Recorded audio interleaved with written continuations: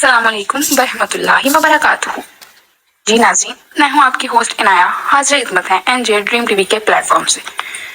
آج ہم شیخ رشید نے لائیو پروگرام میں جو اعتراف کیا ہے اس کے بارے میں بات کریں گے۔ ناظرین، شیخ رشید عرف شید علی کا اعتراف جرم ہے کہ عمران خان دور میں ہی پاکستان ڈیفالٹ ہو چکا تھا۔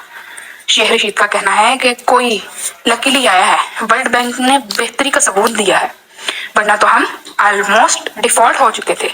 آلموسٹ عمران خان کا کام فائنینشلی طور پر ختم ہو چکا تھا اور گروتھ تو منتھلی ہونی ہی ہوتی ہے، لیکن کس کے لیے تو چھٹی ہو گئی تھی، وقفہ مل گیا تھا۔ عمران خان کے ساتھ اللہ بھی مدد کرتا ہے کہ انہوں نے اپیل بھی کی تھی، بہتر پیسوں کی تکمیل بہتر مسئلے میں آ گئی، ورنہ تو پاکستان ڈیفالٹ ہو چکا تھا۔ کوئی کمی نہیں ہے ڈیفالٹ ہونے میں اب۔ یہ تو ورلڈ بینک اور آئی ایم ایف نے پرمیشن دے دی ہے پیمنٹ دیر سے کرنے کی، ورنہ ہمارے پاس تو پیمنٹ دینے تک کے پیسے نہیں تھے۔